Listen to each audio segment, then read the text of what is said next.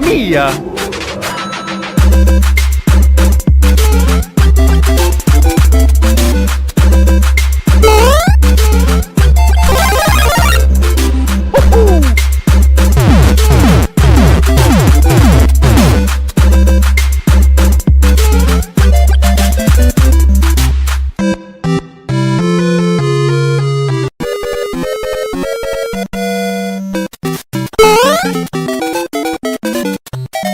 Mamma mia!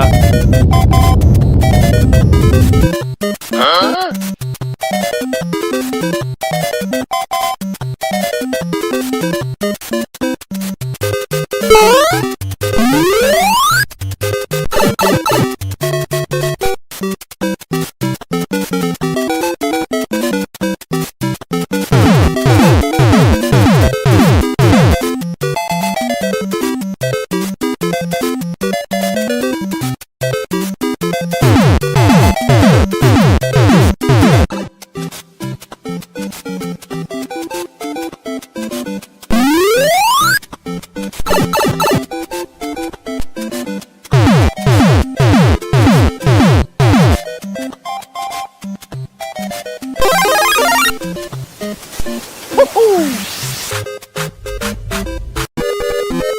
Nope.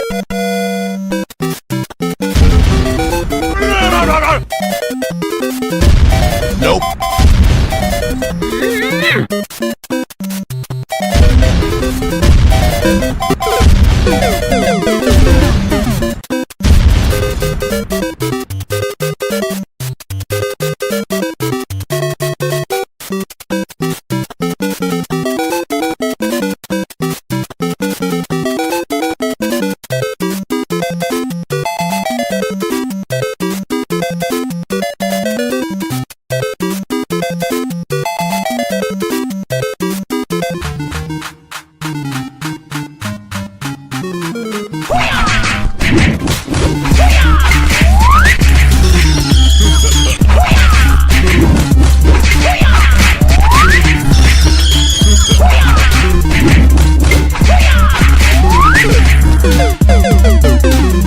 Mamma mia!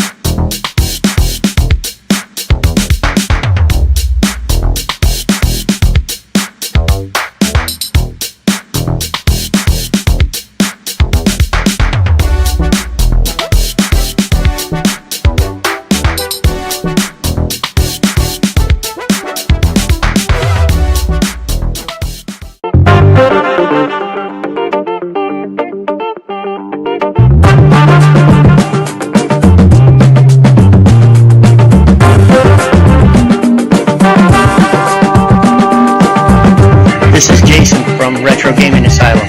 Welcome to Game Masters.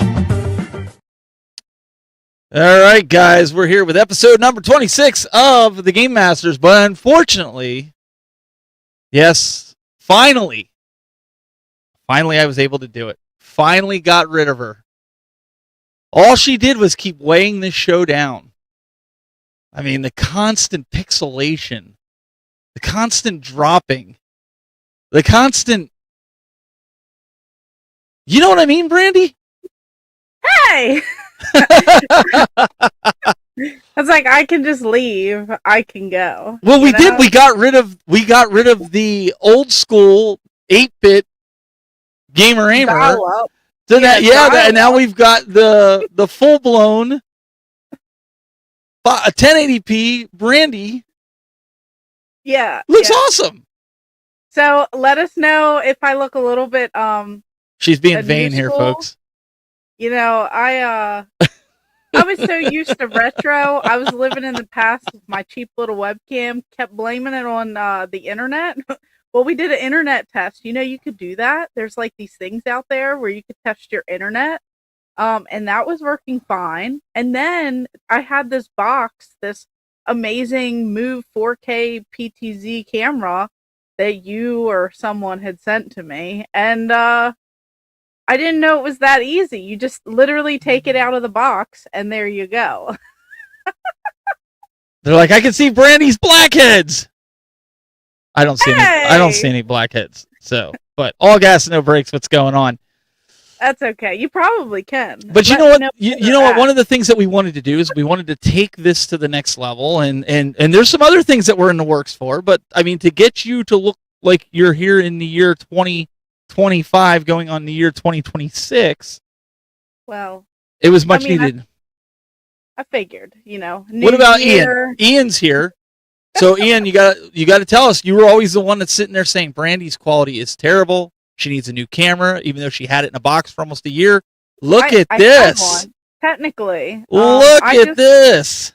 I figured, I'd take it out of the box. Okay, there were a few cables that I didn't recognize, or like, you had to like put the little prongs on the adapter. I didn't understand some of this stuff. We got you figured out. But yeah. I don't know. Here I am. I'm here. Oh, listen to these guys. 2025 is overrated. All gas. I was playing. Brandy has immaculate skin. Take me back to the 80s and 90s. That's great that you guys are here. We have one more week before our... Todd Freeman is here. He also says... Howdy, howdy. She looks amazing. So we finally got Brandy up to on the new camera, which is good. We got it all set up. Yeah. We kind of wanted it for the beginning of the podcast, like 26 episodes ago, but she was too scared, to fix it. And then I was like, after last week's frustrations, we were like, Brandy's like, all right, I'm getting it out.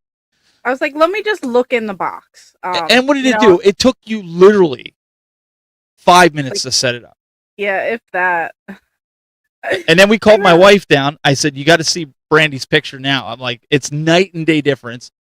We're going to be working with her lighting a little bit. We're going to be doing some background ambient lights with her over the next... When we get back from our break from over Christmas, we'll have those two podcasts each of the week, Christmas and New Year's. You'll be able to watch them.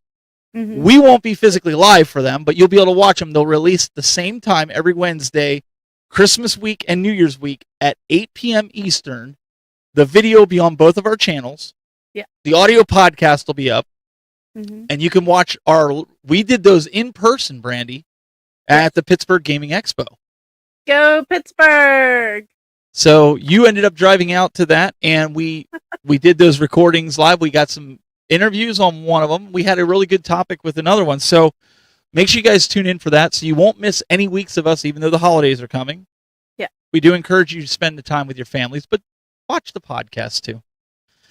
Yeah, have a good time. You can listen anytime. You don't even have to catch it as soon as it goes up. Same with all of our episodes. If you guys have missed any, you guys can just, check them out, put them on in the background while you're wrapping your presents and all that. And, or put them on for the family to watch when you have them over. There you go. There you go. You can do that. Look, there's a Christmas tree. It's festive. Yeah. Just go ahead. Exactly. So I'm glad we were able to get that ironed out, take the podcast to the next level, and be able to do that. So I'm looking forward to 2026. We've got a lot of big things coming. We got a lot of things in the works that we've been playing. And I know, Brandy, I really hate to say stuff like that because how many podcasts that I know everyone says that. There's a certain one that I may have been on at one point, and I swear it was like every week, big things coming. You don't want to miss out. Big, huge things coming. Oh, check this out. You got to stay tuned. But we wanted to prove it to you. Which is why we got the camera going as early as we did, because we do have some things coming. Yeah. Even for the video side of things. We just can't implement it just yet. We got to give Brandy some time. Her brain's still coming back down to earth. She did a really good job. I mean, give her some credit here. She did a really good job. Got the camera set up. Cut. Opening up the box. I didn't get any paper cuts. it wasn't that difficult, I will say. You know, the box, big box, it was a little scary, I'm not gonna lie, but once once I got the camera, it was pretty easy. And then I was just like, oh, you literally just plug it in. Just plug it in. And It's like and what is that odor eater thing that you just plug it in, you know what I'm talking yeah, about? I forget what it's called. Glade. Glade, there it is, Glade plugin. Not sponsored. No. Yeah. So But I like this camera. Like compared to like if I can get it, I'll show you. This this little rinky dink camera. This little tiny thing right here. That's what I had. And now I have this like it's huge. It's like this big, it's huge camera. I'll make it easy for them. I'll show them the camera that I have here so they can kind of get an idea of what it looks like. That way you don't mess up your I know I don't your want to shot. grab No, the no, no, camera. no, no, no. Yeah, don't don't do that. We spent all that time getting it working to do it. I will cut. This is the camera Brandy's using right now. Yeah. So you can see. I have mine upside down. Hers isn't upside down, but that one, that's what she's using right now. So night and day difference, Brandy. From And it comes with this fancy little remote that I won't press the buttons on. yeah, don't press the buttons on it because then you'll mess your one shot do? up. Yeah, don't. What's this button do? Oh, we got a birthday in the chat room. Insane D Gamer. Happy 17th birthday to Insane D Gamer Jr. Oh, happy And Rob, birthday. his name is Robert Diaz. I think I said that right. Happy birthday, Robert Diaz, Insane D Gamer Jr. Yeah, very cool. Happy birthday. And Tim Keller in the chat room says, Hoarder Support Wednesday. Let's effing go. Yeah. Oh, is this one of those meetings again? Yeah. This be another intervention. So I kind of got, We're over. I was kind of creeped out by the title today. That you had picked out. And so just for the record, Brandy does an awesome job with our thumbnails. All I did was look, stand there and take a picture when her and Stephanie took pictures when we were at the different conventions so we could get them. But she does all the titling. I mean, sometimes we work together in finding them, but this one was all her. We come up with the ideas. She does the thumbnails. And I was like, where will those game collections go? And I was just like, immediately, like chills ran up my spine, Brandy. And I was like, I was trying to get out of my funk. Now you're like, you're dropping the hammer on us there. End up? I know. I went down this whole path. I was like, where does it all go in the end when you die? Like, well, we know yours goes into the bathroom. Well, that's where it is currently. So, where does it go after that? Oh, yeah. Well, there you go. Brandy is like Dee Dee from Dexter's Lab. I loved that show back in the day. Me and my brother used to watch it. Great times. Oh boy, they're riding you on the buttons. This button and that button because I would call the kettle black. Listen, you had me thinking because I'm sitting here going like we're spending our life as collectors, those of us, and there's a lot of collectors out there getting rid of their stuff, and they're like, we're done, we don't need this anymore, and which is fine. I mean, that's cool for them. They're moving on to other things that they enjoy. Yeah. But I stopped and I was thinking about, we're chasing all this stuff our whole life. Mm-hmm. Like, if you're not having any fun doing it, you're basically wasting time and energy, right? Because you're going to end up can't take it with you. Not to be depressive here, but what is your plan? Like, let's just jump into this real quick. What's your plan with your collection? If something were to happen to you, does Stephanie have strict rules to not sell it, or what's the gamer aimer playbook here? Yeah, I mean, we all get those comments on the videos. I mean, I especially get them a lot where it says, you will own nothing and be happy. You can't take it with you when you die. I mean, there's so many what ifs that you can do in life. And I feel like if you're happy, you're not going into debt, you're not like, choosing games over a house or over food. It's like, as long as you have your priorities straight, we've already, talked about all that stuff in the past. But obviously I have a lot of ideas depending on how my life goes. You know, if I were to not die tomorrow, it's like ideally collecting all of this stuff, I would want it to have some sort of purpose. So, like, where would all this stuff go? Is it going to literally stay in my house for the next 20, 30 plus years? Or am I going to put it somewhere? Is that somewhere going to be a museum? Is that somewhere going to be a store? Is that somewhere going to be different conventions? You know, you always try to think of like what you would do with all this stuff. And I think a lot of people, they always like think about that stuff. Where is their collection going to go? Are you going to pass it on to someone? Right. Like, I mean, I'm sure that you have those same questions too and thoughts. Yeah. Yeah. You know, I know you don't have any kids yet, but that was the biggest thing when I started collecting. And I knew my son, he's into video games more than my daughter.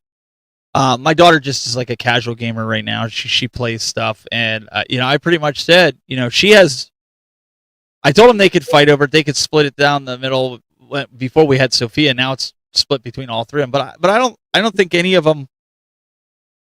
I think my son would end up probably Brandy with them because they're not going to care. There's other stuff that I can pass along to them. But my wife knows if something were to happen when they're still young, that, you know, she should sell it and try to get as much money as she can for it to help provide for them. That's first and foremost. Obviously I have life insurance and I have all these other scenarios. Yeah. And before anybody checks out of the podcast, I just want to say this isn't doom and gloom speak. But these are things that you need to think about when you have a collection, right? And so we're hoping by talking about this, you guys could offer insight and things maybe we didn't even think about. Yeah. But Brandy, I told my wife, you know, I have plenty of life insurance and things like that. If you don't need to sell it, don't sell it. Because people will take advantage of you because they know you need to sell it. So they're going to try to get it dirt cheap. The best thing is that, you know, down the road, if my son wants to sell it, like after I'm long gone and my son wants to sell it and pay off his house to live debt free, I told him, don't sit there and say, oh man, my dad would be so disappointed with me if he was here. No, dad wouldn't. Dad would be very, very proud of you, that the fact that you took the high road and you did what you had to do for your family. That's what dad would do. Yeah. And so I want him to know that now, so that there's no like pit in his stomach because he has to get rid of something because it was dad's. Okay. I think that's one of the big things that I'd like to convey tonight is if you're planning on handing this down to your kids, let them know now that, listen, if you get into tough times, even though you're inheriting my collection, it's okay if you have to get rid of it. It is. It's okay. It brought me joy while I was here. You know, it brings you joy now. But if you have to sell it, you do what you got to do for your family. Okay. I mean, first and foremost, what do you think? Yeah, I mean, because we think about it, okay? Now, like, let's separate. I'll get back and I'll actually answer the question. Sure. When you have, so like parents, grandparents, things like that, we all go into thrift stores and we see all that china, all that porcelain plates. We see all those things, that little trinkets. You know, people used to have curio cabinets and they would have little tiny like figurines and Avon and QVC and all these places. And then when an older family member passes, it's like the children are burdened with all of that stuff. And does everyone want to collect that stuff? Probably not. You know, it's kind of in the same boat if you think about it. Any hobby, any collectible, it's like you kind of have to see, you know, like whenever I do have kids, it's like I don't want to burden them to where they feel guilty on literally having everything here. Like maybe take some of the valuable items and donate them to a museum with like a little plaque that says like, in memory of Game Raymer, and has like, you know, like a little blurb on like the prototypes and like the rare things like that. I mean, I know that stuff would bring money, but maybe some of those items just for like to remember me by. But all the common stuff, like all the common video games, Pokemon games, Pokemon cards, all that stuff. If you don't like it, I mean, probably just sell some of that stuff. I think that's understandable when you have collections that are so large. You don't expect someone to literally have their entire house dedicated to the stuff. That's obviously worst case scenario. Yeah. But I feel like, something like that, like if that were to happen, like I wouldn't even be mad. I would just think that you would have to like leave instructions on who to sell to, because you don't want to get like 30% for all your collection. Right. You want to try and get like 70%, like 60, 70, 80% for it if you're trying to like move all of it or a good bit. You don't want to take like 20, 30% just to get rid of it. Like, but then also you're putting that on someone else where now they have to ship items, they have to individually sell things. It's like a full-time job trying to like resell the stuff. So you'd have to go to different different things. You'd have to go to different stores, even YouTubers, there's plenty of them buying collections. Some of them do pay up. Some people don't like those people, but if they could sell it, then it might be easier just to go to some of those people. Well, let me put this out there to you too, and the folks here in the chat room as well. So Brandy's one of those collectors, and I'm going to use her as an example because we always bust on her about her bathroom habits. And if you know, you know. That's all I'm going to say. But seriously though, not everybody that collects video games, Brandy, is into collecting posters and standees and toys like you are. You collect a lot of everything, and that's not a bad thing. It's just what you like to collect. Whereas somebody like me, I don't do a lot of like statue collecting unless it's something that I really want. Like mine are more oddball. I don't get a ton of standees. That's one, I don't have the room, and two, there's just no nostalgia there for me with standees. Kiosks. Not everybody that collects video games will get kiosks like you or I. Now, I don't have a ton. I only got a few. But so I think there's also the possibility, right, that if we pass it off to our kids will want the physical cartridge games. Maybe they don't want the DVD games, or maybe they don't want the kiosks because they take up room. Maybe they don't want the posters. Maybe they don't want the banners. Maybe they don't want... So that's type of stuff that they could sell, right, for a quick buck, and those things are going to be worth something because they're rare. What is your thoughts on what's your, without divulging future plans, because this is hard because I know you've expressed to me, you've told me a lot of your future plans. So without divulging too much, like, would you be, not that you could do anything about it because you'd be gone. But if you knew now that eventually somebody was going to sell off your collection when you pass, would that change the way you collect today?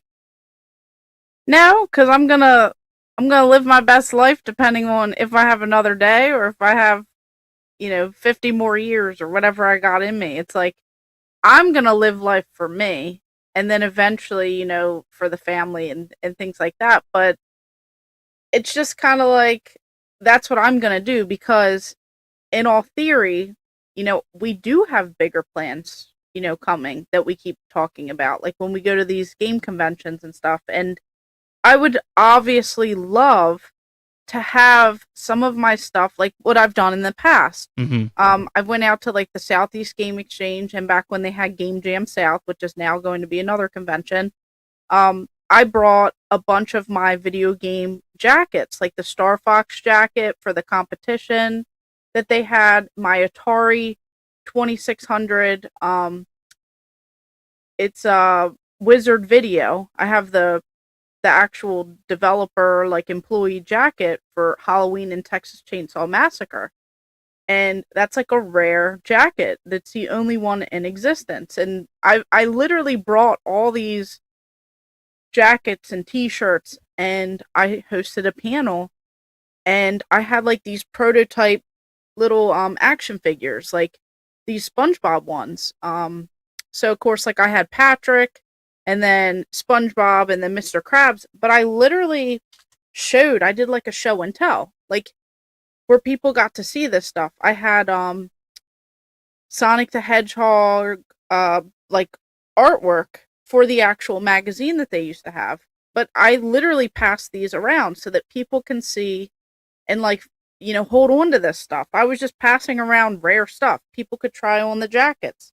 They could you know, just check it all out pretty much. And I think I brought like some of the prototypes to one, like, and everyone just got a chance to see all that. And I would love to see more interactive, like, I guess exhibits or something like that. And maybe that's something that I could get into like a little bit more on like a different scale, or, whether it was stationary or whatever. But it's like those would be fun things to do with the collection. Yeah. Howie Carson in the chat room, he says, the people we leave behind, we can't expect them to love what we love. And I 100% agree with him. Yep. My dad had a giant antique glass collection, and he told me, sell what you want, as I don't expect you to love what I love.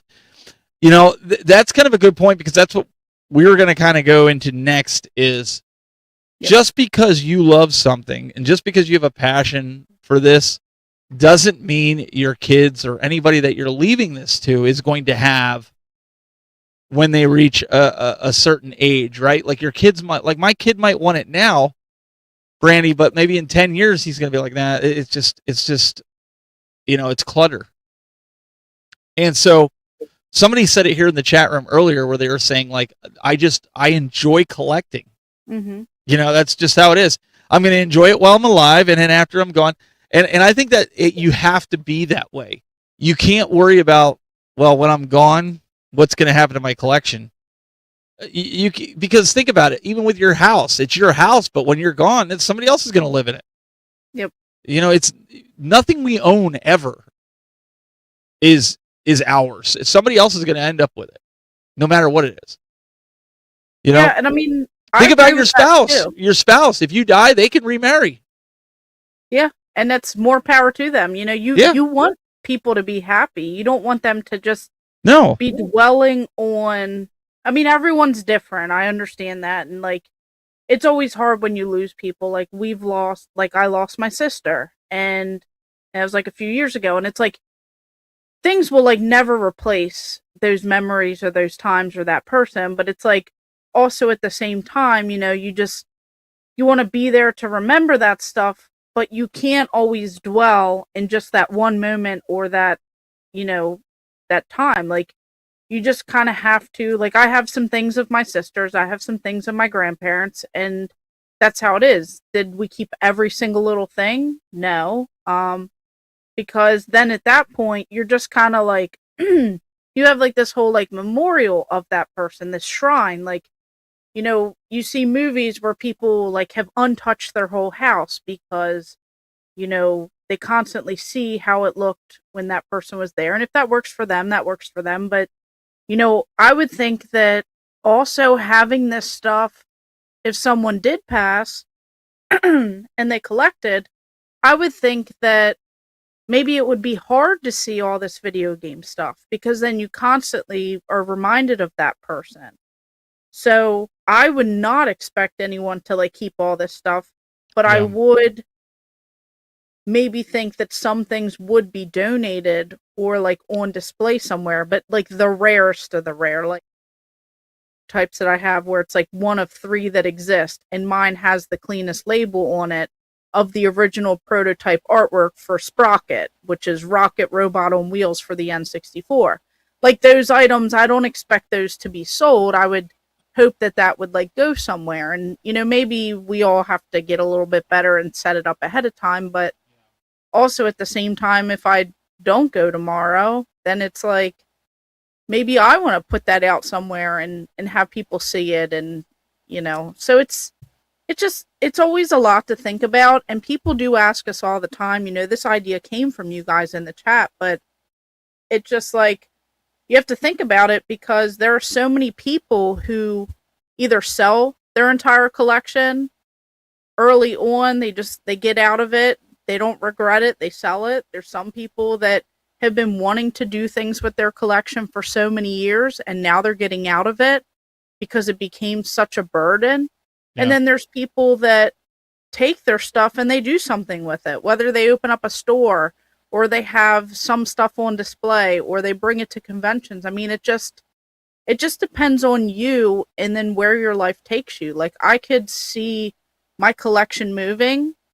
I could see it going somewhere and staying. I could see, all that happening. So it really just depends on all the circumstances, I'd say. Didn't John Hancock, he told us in Pittsburgh when we were talking to him, if you guys remember, you can go back and watch that on our channels. That'll be under our convention playlist, I believe. Yes. But we asked John Hancock, we said, so what's going to happen with your collection? He's like, man, I want this out of my house. Like, here's a guy who loves video games, loves retro games, loves modern games. He wants his collection, Brandy, out of his house, as do you. You've even said that numerous times publicly. Yes. Okay, that it just becomes, you just become overwhelmed. And a lot of the guys that you said that are getting out of the collecting, they feel overwhelmed. Like, it's like, not like hoarders, but how you see the people on hoarders act when they're overwhelmed with all the stuff. Yes. And John wants to get it in a place. He even said publicly, so I'm not saying anything that's out of turn. He wants to get it in like a museum type thing where people can enjoy it, where they're going to pay him a percentage to get it in there, so he'll get the money for it. But at least he knows his collection is not going to be like just resold and split up and gone all over the place. It's going to go to a great, cause, I guess, if you will, to a video game museum. I think that could be the ultimate dream for a collector, somebody that's not connected, maybe Brandy. I'll use it as an example. There, like I said, we saw a bunch of people selling their collection. There's YouTube videos out there. Mr. Rightway, he was just in here. He's one of them. He got out of the retro gaming collecting scene. He's selling all of it. He's been there, done that. How many sets has he collected, right? Yep. And he sold it. He's just not passionate about that anymore. He found a new love in PC gaming and emulating and everything like that. And so he just like, I don't want this stuff around, and that's okay. Yeah. But he doesn't have he doesn't have kids, so it's not like he can hand it down. So why not sell it, right? Yeah, it's like, enjoy it. Like, enjoy what you're going to get from it and all that. And I also don't think that people understand either the logistics of everything. In theory, if we all had millions of dollars, we would be able to do whatever we wanted, essentially. We could buy all those games. We could buy a lot or lease somewhere, and we could put all of our stuff in there and have a museum. But realistically, logistically, a lot of people rely on donors, and they rely on financial investors, and they rely on all of that, because it's like, how much does it cost to do something like that? There's a lot of overhead that people don't understand. It's not just you take your games and you put them somewhere. There's a lot of legalities when it comes to museums. You have to sign different things where it's like, I forget whatever it is, some C or whatever it is. You have to put it in like different terminology. You know how I am with technology, so it's just a little out there. But it's like, it's not very easy, or everyone would be doing it. And you kind of have to like donate everything essentially to it. Like, it's not like your property anymore. So there's so much logistically behind the stuff.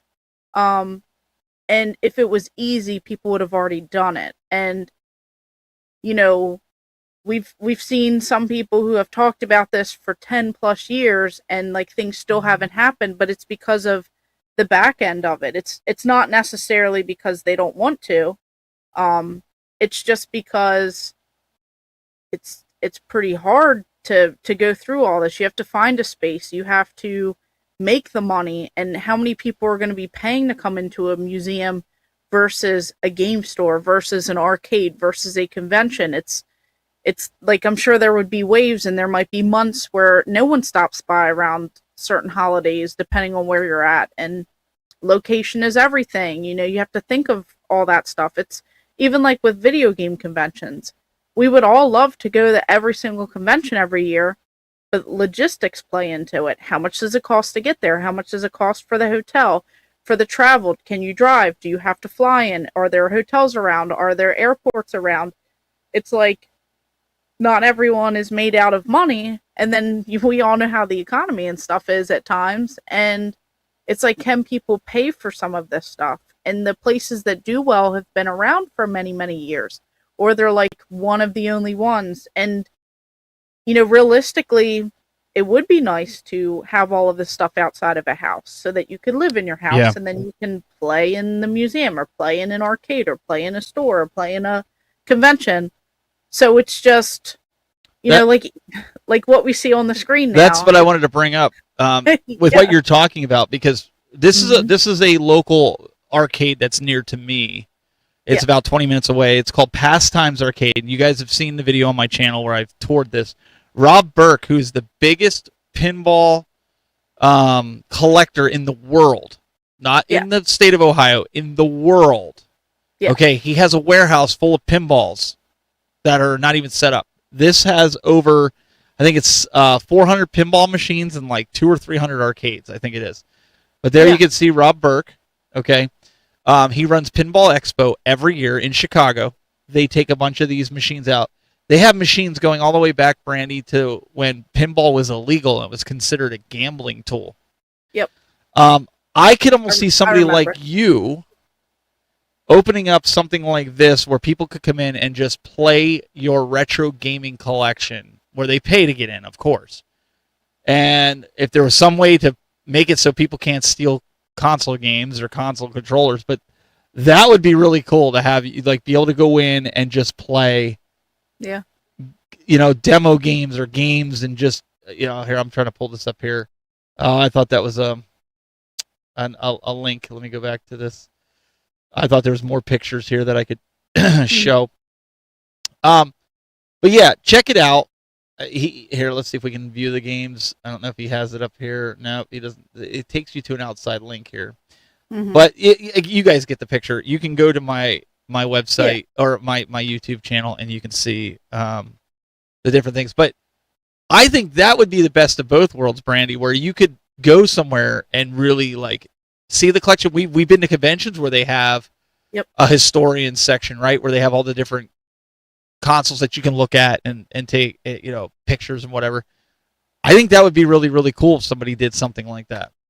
Yeah, I mean, obviously that would be very cool. So if you are someone who could make something like that happen, reach out to me. But I'd literally just put all my stuff there. But it's like, I'm not a millionaire. Right. I don't. You're a YouTuber. What do you mean you're not a millionaire?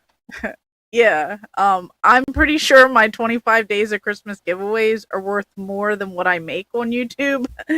So I was always bad at that. the making a profit part. Because I want to give it all back. Yeah. No. So, if anybody's in the area and you want to take a trip to Pastimes, I'll meet up. I'm down. I don't live far from it. Literally, it would take me like 20 minutes to get there. And now we have to go there at some point. I'll have to make a trip, and then we'll have to do something. Heck, Rob would probably let us do a live episode from there. I would just take some gear. Yeah, we could do that and get a couple recorded ones. But that would be fun. We could go live. We could chat about. See, if you guys want to see that, let us know. Maybe we can make something like that happen. Yeah, that'd be fun. Obviously, we could wait till the summer, because some of you guys that were driving in from a distance, we don't be driving through a snowstorm or something to come out here. Yeah. But I know William Jackson right now for the winter, he's going to be, at least till January or February, he's down in Florida. He's going to be going free play Florida. So Millennium Flashbacks. So they love your Christmas tree. I want to go back. Did you see the chat in there? I had it pulled up here. I'm gonna see if I could find this. Uh-oh. No. It was a pretty interesting question. Let me see if I could find it. The question came up about from Dolores. If you could play one game with God, what game would it be? And I think it would be funny, because I'd love to see him play Duck Hunt, because I would love to see if that dog laughed at him, if he would finally make that dog get vaporized. How many times has that dog laughed at you when you played the game? You know, Yeah. I think it would just be hilarious to watch God just kind of like snap his fingers or blink his eyes, and that dog just go gone. Pretty much. Or if the dog would be removed from the game. The You know, dog you would be always- removed from the game. Yeah, there you go. No more dog. I think that would be funny. So Yeah, I feel like it would have to be something, or even just like Mario, like just Yeah. playing like a classic, nostalgic, fun game that I grew up with, like something like that. I listen. If you guys put a comment in there and we pass over it, a lot of times we'll go back to it because we don't want to break each other's thoughts up when we're going through it. So I don't interrupt Brandy. I want to try to get her, have her get her point across. What she's saying here, Insane the Gamer says we can sell everything to Retro Rick or chase after the right price at 40% value. I honestly think Rick would give you more than 40% value, but Yeah, I think so too. And I know Pixel Game Squad, they just did a video, and he was pretty much saying he would pay up to 70% depending on how good the items were. I mean, There I you don't go. think that's a bad idea. I mean, not that I'm in a selling market or anything, but so they're saying in the arcade version. I've never played the arcade version. That you can blast the dog. There you go. So we could all. you know, I We think could I all- have played the arcade, but I don't think I've played it long enough to do that. I don't know or if I even ever to played think it. about doing that. Master Gamer Guru. He said I'd play Sonic Adventures. There you Oh, go. that's a good one. Let's see here. I don't think I would be playing a video game with God. I think it would be the other guy. Oh boy. Well, Jesus, just we're about going down played this the dog. dark path here. Yeah. Whether we're going. I'm pretty sure you wouldn't be playing video games. Yeah. You'd just be burning everything. But I think there's a lot of people though that get into this collecting with the mentality that one day, and this is, listen, this isn't a slam against anybody that thinks this, so please don't take it as I'm coming at you. But they come up like, one day, Brandy, I'm just going to sell my whole collection, and my wife and I, we're going to go on vacation, and or my husband and I, whoever, we're just going to go on a vacation, and I'm going to use that money eventually, or I'm going to pay for my college kids' tuition or whatever. Yeah, I'm gonna be rich. It's I'm gonna gonna be be my rich. investment. And what happens be my is that retirement. never happens. So if you're in, so I think if you're collecting because you enjoy this stuff, enjoy it now. Don't think about what's going to happen afterwards. It's great to have a plan, right? It's great. Like, it's great for me to say to my kids, like, hey, this is all yours. But we don't know. You don't know what could happen. I mean, heaven forbid, there could be a house fire. Anything's possible. You could have a flood, like in Brandy's case, where her. Let's not bring any of that up here. Well, no, I'm not Let's trying. Listen, I'm traumatize not trying to traumatize this anybody. darn Or Christmas tree. yeah, I'm not trying to. But I'm trying to. I'm trying to speak practically, right? Like, you can't. My point is, you can't control the future. Mm-hmm. Enjoy it, and I think after you and I are talking, I was kind of in that funk for a while, and like not knowing what I wanted to do, and just kind of spending some time in the game room. Mm-hmm. You said it best. Like, when I go into the game room, it's my place of solitude. It's like it's like my hall of justice. You know, those of you that remember watching the superpowers back in the day in the 80s, the cartoon. The old fart. Yeah, us old farts. That's like my solitude, and like I just started looking around the room, Brandy, and I could sit there and I just cracked myself up. I'd sit there and go, because I would look at something and I would go. I remember playing that with my brother, and I remember him getting so mad because I would sit there hitting reset because he would be beating me.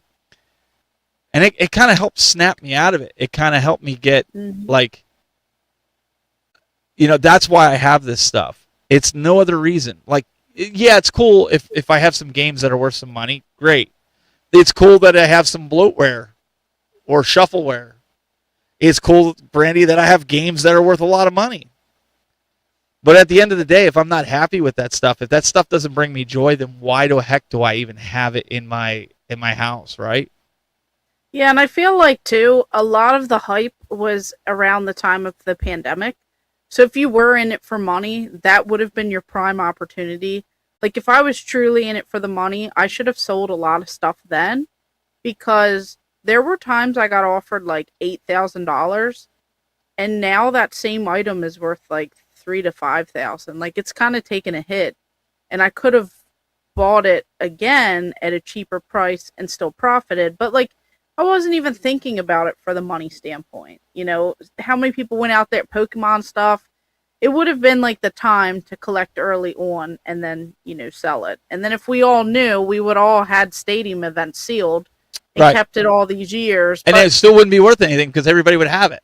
Exactly. So it's like you never can guarantee anything on that. And now there's people out there buying like sealed Pokemon packs because they're hoping that in the future. But at the same time, it's like, it's hard because is the stuff going to have the same effect 20 years from now that it did 20 years ago? Because now everyone's saving the stuff. So now there's going to be a surplus of like sealed stuff and surplus of all that stuff, when back in the day no one saved the stuff, and that's why it's valuable. So yeah, it's kind of like a hit or a miss on that, and I don't necessarily think whatever. And then also, even if I do move stuff out for like display and all that, I'm still gonna have a game room. Like, I'm still gonna have gaming areas. Will it be in the bathroom, in the bathtub?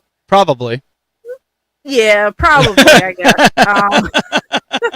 Let's be real here. But, like, will it be in some closets? Maybe I can clear out a couple closets. Just keep it in the bathtub. But, I'm still, like you said, like, you still want to look around and you still want to see all this stuff. Like, there are some things that maybe wouldn't be museum quality, or maybe I have two of them. Like, I have two Dreamcast kiosks. Maybe I keep one. Maybe one goes on display. Or one was supposed to come to my house. I was still waiting for the tracking number. I didn't see it anywhere. Oh, that's going to be delayed. When I get a third one, okay. Oh, okay. We'll have to fight over it. I'll even take the one that's the worst quality. I mean, I'm okay with that. Well, duh. Oh, there it is. It's like, well, duh. Hey, the question in the chat I saw that came up. A rich person hands you a check, a blank check. What number do you write down on it? To take all of it? I'm assuming that's why I wanted to come back to it. I'm assuming that's what he wants, like to sell everything that you own in your collection. Mine, I probably have, with the arcades that I have, I probably have about $100,000 in my collection. I would probably need, because yours is a lot more. I probably need like $1 million. And she's not being stupid.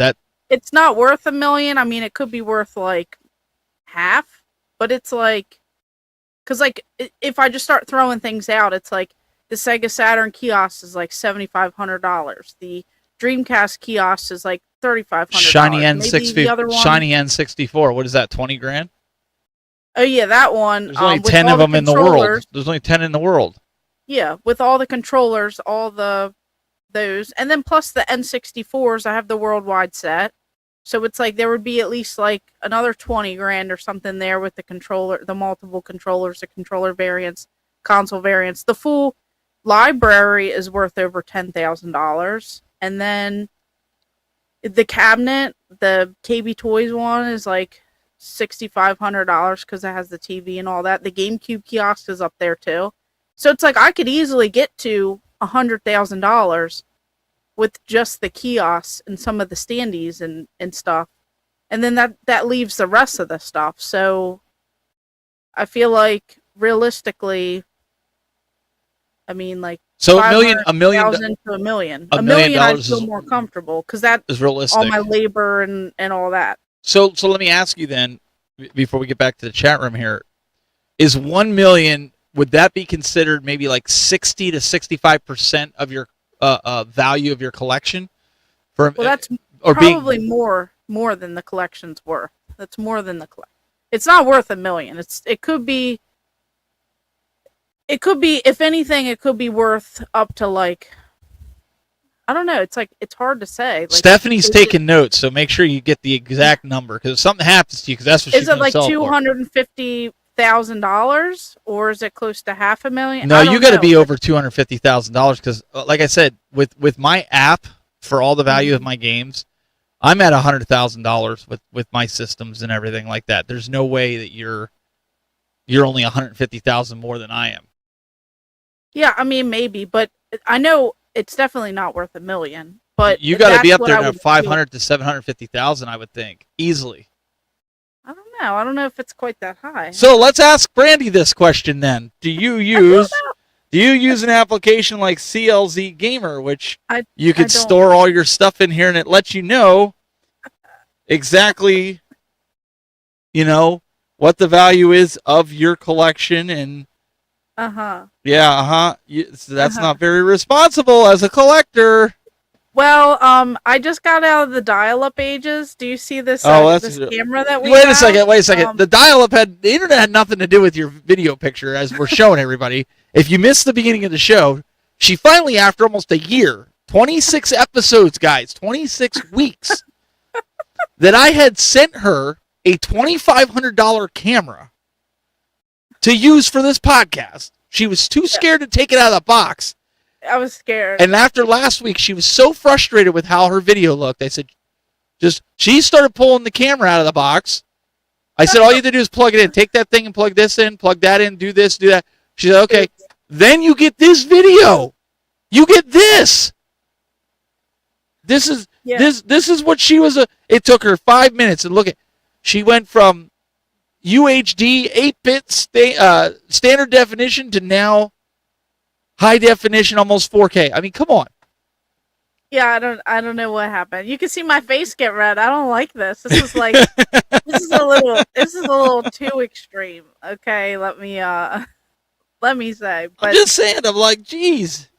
No, I think if I were to sell everything, I would need more than what it's worth. And obviously that isn't going to happen because no one's going to pay for your time, your effort, your energy.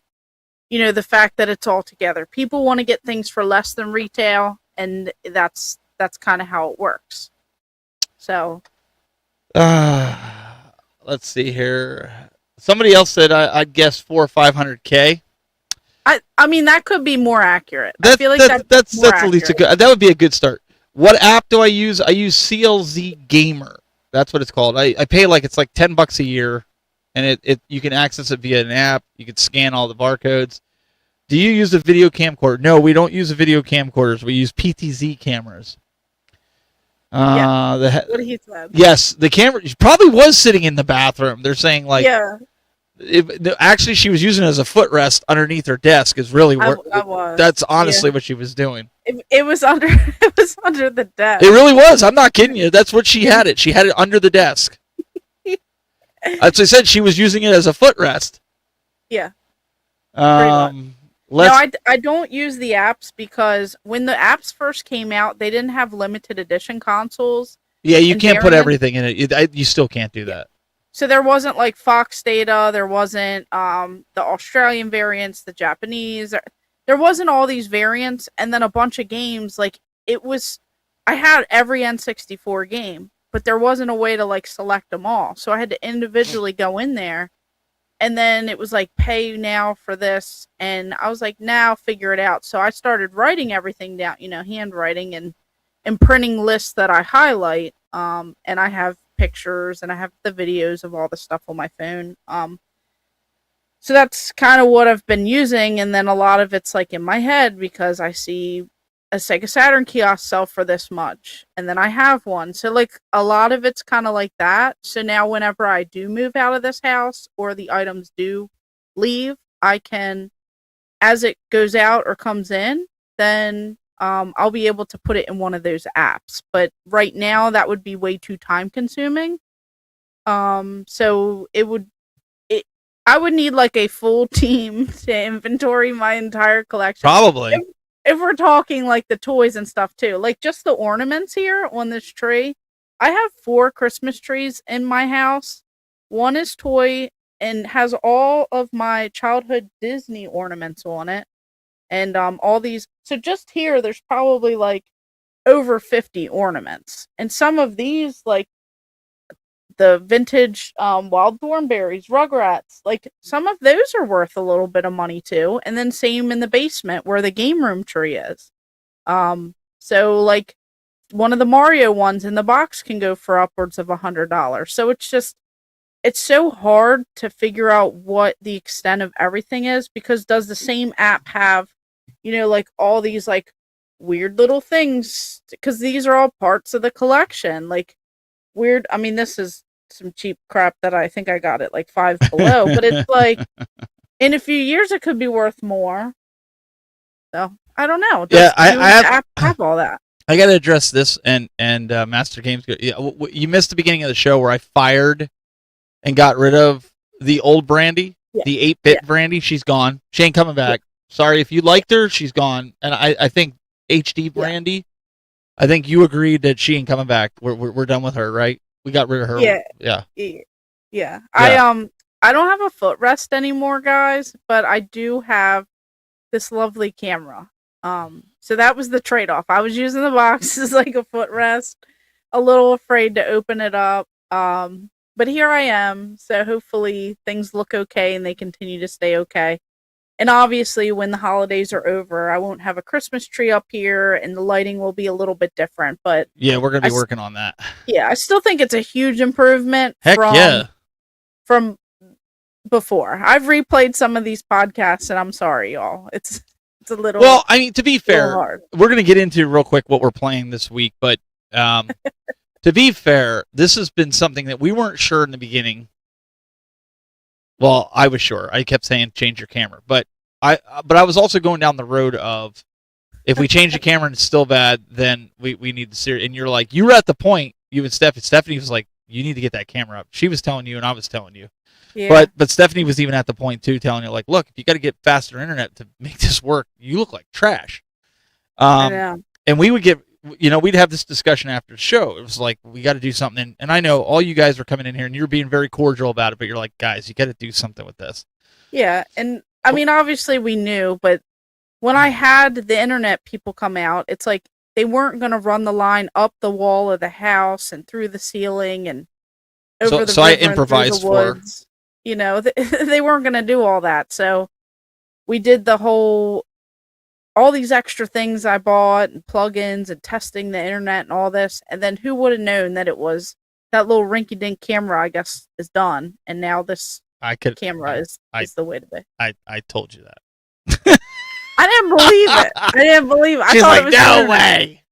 And then it also didn't help that like every Wednesday it was raining. This is true. Or windy. It's raining today. Like didn't rain all week. It's raining today. Like we had snow outside right now. It's snowing outside. Geez. Yeah, it's like it didn't help that every Wednesday there was something going on. So I couldn't tell, was it the weather? Was it the internet? Was there a downed line? Was there down service? Was service over power? Like I couldn't tell. And so Master Games Guru. Now these are a lot. These are not many companies use camcorders anymore. I do have some 4K camcorders that I have, but these cameras are a lot more expensive than what you probably learned in school. I've been doing this almost 20 years now, and the cameras that we're using, I'll show them here again. I got to drive into them. The cameras are really cool because you can maneuver them, and I'm going to show you guys. So here, the autofocus is on. Steve came in earlier. He's like, "Hey, you're out of focus." I'm like, "No, I'm not. I'm on autofocus." So like right there, that's not on autofocus. But if I hit autofocus, it should focus itself back in here in just a second. Unless it's locked, I don't even know. But there we go. It's trying to do it. But anyways, that's the camera. There you go. Oh yeah, there. There you go. It's something. I don't know if it's trying to focus on something else. So let me see if I can get it. There we go. So there's the camera. That's the same one she's using, except hers is right side up. I hang mine upside down because I get more travel to the ground. Like if I'm doing unboxings, and I had to do something live. That's what I use. But the cool part with these things is I just hit a button. And it can come back here like this. Oh yeah, I can do that too. And she can do all that on her end. We set some different presets. I won't do it because I don't have it set up anymore because I moved. But she can do it on her remote. Yeah. If I hit these buttons, it'll zoom in and you can see the shelves. But since I turned off the lights and I have this, they are PoE. Yes, they're power over Ethernet. Now the way I'm doing it with Brandy though, she's doing it through HDMI. But during the break, we're gonna get her set up with PoE because then she can set up different positioning, and if she wanted to show something on her shelf when her tree's not there, She could just hit one or two. We've already went over that a little bit with her, so she could Yeah, show I was different zooming things. in and out, and that was about it. So she knows how to do that kind of stuff. So, Yeah. that's some of the things that we're going to be working on here. Coming up here so we've got some things that we're working on, but either way, it's night and day difference with her, the way it looks. Oh, very cool. So now if we were doing run and gun, like I use a lot of that stuff for YouTube sometimes, but we use the DJI. Like I use the DJI Pocket 3. Those things are awesome for run and gun with the built-in gimbal. They're awesome. So DSLRs, I use them for like B-roll stuff and whatnot. All right, should we get into what we're playing this week? Yeah. Let's take a look at that. Hey, this is Michael Rickard from Wildcard Video Games. You are watching Game Masters on YouTube. Enjoy.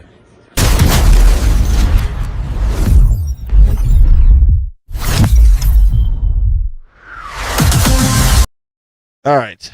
What is this nonsense? What are you showing us here?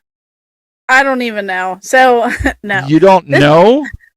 This is a Vectrex game that I bought, and I bought it a while ago. It's a homebrew game. So, this is for a 40-plus-year-old console here. It's and you say I'm old. Gyroastrology, and then the other side of it says Gyroastronomy. So, it's like, it's pretty much like a throwback to very similar games that you might recognize from like the arcades, but it's the Vectrex spin on it. So pretty much you have all these people who create these homebrew games, and then they make the cool overlays, they make the cool cartridges, they have the instruction manual. Exactly, it's a clone. It's a clone of that arcade game. So pretty much it's just a fun one. Like they kind of did their own spin on it, but how it works is you have different constellations, and these constellations you can go into, and each one that you're fighting the enemies off, and you have it does look like Tempest, I agree. Yeah, but it has a lot going on, and it's very advanced, like for a Vectrex game. I will say. So like you have these different constellations, and you can play in the what is it again? Gyroastrology, and then that's like one side of it, and then you have gyroastronomy. So you can bebop like back and forth as you're going, and then you get cool power-ups, you get cool shields, and then you have to just like go through and you have to avoid all the stuff that you're going to collide into. You have to shoot. There's boss battles in there. It sounds pretty good. It looks great. It plays very well. And I only played a little bit of it because I filmed a video. So if you guys want to see the review on that, I'm still gathering stuff for that and getting that together. So it's fun. Like I like how they take a lot of these old arcade games because they look great on the Vectrex. Those vector graphics. They look amazing. It sounds great. I still love Vector Patrol and Vector Pilot, so like Time Pilot. Like I love those games on the Vectrex just because they play super well, and they've had many years to kind of get them right. Oh, did we interrupt something? Oh, I'm sorry. Santa's elves brought me some cookies here. I was sorry. I don't have enough for everybody, but I don't even get a cookie. Yeah, I got some nice cookies this time. That's terrible. I don't even get a cookie. Sorry, I was going to let you go on and on, but you need some milk too. Okay, I do need some milk. Where's my milk? Yeah, request some milk, and I'll tell you about the Vectrex Mini. I did, go ahead and do that on Kickstarter. So I am really looking forward to that as well. I think that's going to bring a new love and passion for the Vectrex for a lot of people that maybe don't have one yet or haven't experienced the console. And I love it just because they're still making homebrew games for it. Like every year they're coming out with brand new games for a 40-plus-year-old console. I mean, they do that with Atari and they do that with other stuff, but I just think it's so cool that there's this niche community with the Vectrex. Mm-hmm. And if I had to give up a lot of consoles, I would never give up the Vectrex. It's one of my favorites. How's that cookie? Oh, so for those that don't know, Every year, my wife and my daughter bake the cookies, but I have one of the toughest jobs. Okay, Oh, okay. I am the official cookie connoisseur. Okay, so if something's not right in it, well, we got to keep trying until we get it right. Oh, okay. So I just got to keep sampling. It's a tough man. It's a tough job. It's harder than my day job, honestly. So yeah, Oh, but I think they hit it this year. I do. I think they hit it this year. no, you're supposed Might have say to have a few more. I might have to have a few more just to be sure. But Yeah, I think just to make sure. Send some this way. Oh, we can do that. Just mail them. All right. So what I've been playing, and I haven't been playing a lot. Oh man. But if you said you were getting a Switch 2, so this is a game you really need to look into if you haven't already, and this is Kirby's Air Rider. If you like Mario Kart, you're going to enjoy this game. It kind of, like Mario Kart, you know how like you can smash and throw turtles into people? This kind of reminds me of like Mario Kart meets Smash Brothers, because of the different types of games that you can play on this. And also, obviously, the driving portion of it's like Mario Kart. But doesn't it give you like that kind of Smash Brothers kind of on carts type of gameplay? Yeah, it looks good too. It's very fluid. So I don't get my secret Christmas present. I mean, my present. I don't get the Switch 2 until Christmas. So I gotta wait. But whether I should know about it or not. But yeah, so no, that's actually a game. So when I got the GameCube back in the day, my grandparents, I think it was for my birthday, they said whatever you don't have for your birthday will match, and you can get a GameCube. So back in the day, I was much younger, and I think I had like $150 or something like that I had saved. I had saved it. I had done all these chores, and my grandparents treated me, and they were so nice, and grew up with hand-me-downs and all that stuff. But this one thing I remember, I really wanted a GameCube, and I got the pack that came with Mario Kart Double Dash, and it was a silver one, and I had that GameCube. And we found it was some like outdoor flea market, yard sale type of thing. And I got Kirby Air Ride. And the original. Like the OG. Yeah, the OG. And I had that game, and I had the Sonic game, and I had so many GameCube games, but like I found them all super cheap, so I was able to, get them at the time. But this is gonna be like reliving those memories and those moments. So I cannot wait. So somebody in the chat room, you had asked, for those, I do. I have an outdoor channel. I'm going to pull that up here. But it's more or less.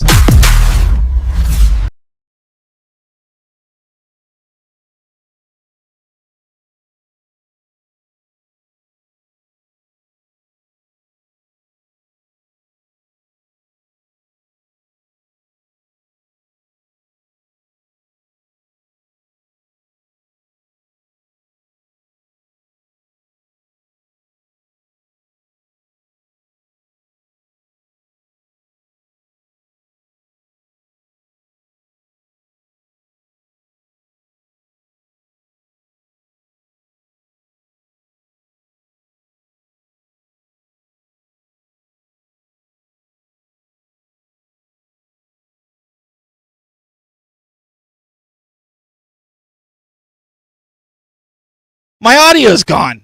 Sorry about that. It was me. Yeah, Brandy did it. Brandy did. You didn't give me any cookies, so I was like, She was yelling at me. Yeah. So we had to mute it to make sure that, So anyways, those that were asking, I'll repeat what I just said here. Because it was asked about my outdoor channel. This is my outdoor channel. Yeah, they're catching up. And so you guys can come on here.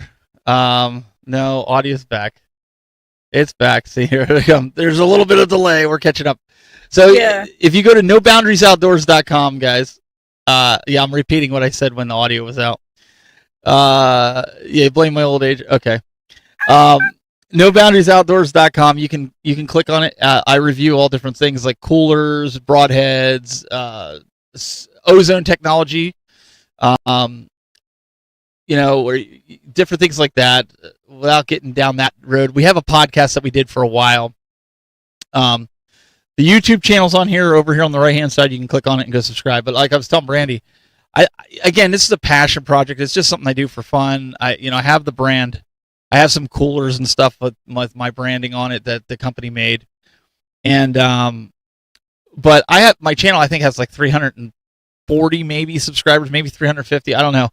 But some of the views, I'm getting like 8 to 10,000 views on it. So I think for having such a small subscriber base, that's really good. It's reaching out there. So I think it's doing it's doing pretty good. I have a funny hunting story. So one day I was telling people. Good.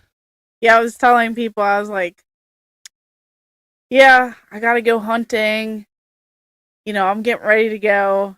And then someone's like, you hunt? Like, what animal are you going after? And I was like, oh, video games. I forgot that not everyone understands that hunting, like, you can hunt for deals versus hunt. Yeah. Yeah, I went on for like 10 minutes and they're like panicked the whole time talking to me. Because they're like, wait, you go hunting? Games. Like, they were very concerned and confused by that. But I do, my dad hunts family and stuff like that. But yeah, he goes out there and he's very passionate. We eat a lot of deer and things like that. And growing up, that's what we do. We eat it, and it's nice to get away from all this and just go out there. And I fish, I hunt. It's something that I enjoy doing on the side. It's just I like to target shoot. Yeah. Even though technically, when I lived in Pennsylvania, you didn't have to take a class for concealed carry, and you could just go pay $20 and get a concealed carry permit. I was the opposite. I would always go and take all the additional NRA classes and the USCCA, and even in Ohio, I even got the out-of-state Utah for a while because it was the only way I could carry over in Ohio and not get, But I still take courses and stuff, and I think it's fun to go to the gun ranges and stuff. And when I take the courses and you're working with some of the elderly, they're getting their concealed carry permits, and it's weird. Like, the gun shops will sell them these 1911s and expect these guys. You got an 80-year-old with a 45 caliber 1911, and that thing's going to kick like a mule.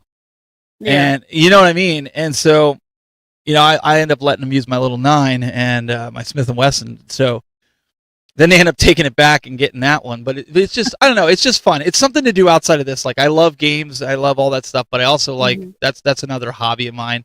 So if you're into that stuff and you listen, don't feel compelled to go subscribe just because you like what I do here in the game space.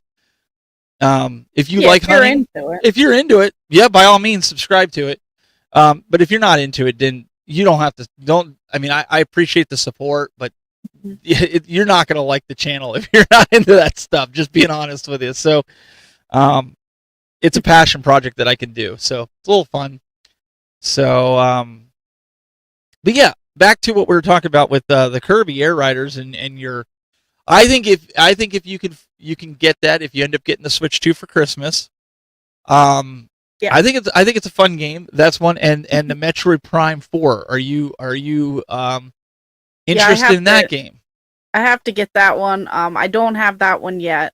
I think just so far, I think I have the Donkey Kong game. I'm excited for that one because we did play that one in Target for a little while. We were just kind of standing there, and just continued playing it for quite a bit. We're talking gunpowder and games. My 2 favorite hobbies. I love this channel. All right, so there we go. We got a fan for life here. Here we go. What's your favorite Christmas movie? That's a great question. Yeah. Brandy, what's your favorite Christmas movie? So I kind of have like a couple of them. Every year I always have to watch Home Alone. Obviously, cult classic. Obviously, the first 2, the other 2, not really fans of. You didn't like Lost in New York, really? No. I like the first 2. Oh, the first 2. Yeah, I'm with you on the other. That's right. There was 4 kids. Yeah, right? Andy was. Yeah. So obviously those, and then Jingle All the Way, and Die Hard is a Christmas movie. Yes. So, yeah, those ones I would say. All right, I got to kind of go with you on Home Alone, but that's not my favorite. National Wait, you watched A Christmas National Story? National Lampoon's Christmas Vacation is my all-time favorite. Okay. Please tell I me mean, you've seen that. it's a great one. I know you're young and all. What's that? No, I'm kidding. I've seen them. And don't they have like a bunch of different things? Well, they have some spin-offs, but the best Yeah. one is National with Chevy Chase. I mean, not everybody's into Chevy Chase's humor, but Yeah. man, I think The back. Christmas tree, just everything that goes wrong in there. It's great. Say Grace. Fun. Grace? It's- She's been gone and dead these all 10. No, say the blessing. The blessing. I mean, it's hilarious that'll every be year. on. We'll have to catch that, watch that again.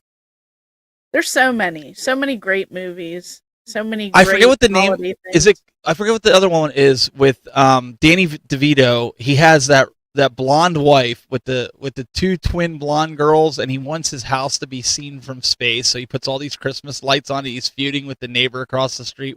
Does anybody remember the name of that movie? That's a good movie if you haven't seen it. Like the guy across the street's like, well, no, wait, I have Christmas. That's my holiday. Like you could have any other holiday, but I'm the Christmas guy. And he's like, well, I'm the new Christmas guy. And he like keeps buying all these Christmas lights because he wants his house to be seen from space. He even quit his job over it. Yeah, I do like Christmas Story. Danny, Deck the Halls. Deck the Halls. Yes. Yeah, I've seen that one. Y'all got to see that if you haven't watched it. That is a great. Like you don't think you would like that, but it's a great Christmas movie. You got to watch it if you're into that. Christmas Story is another good one.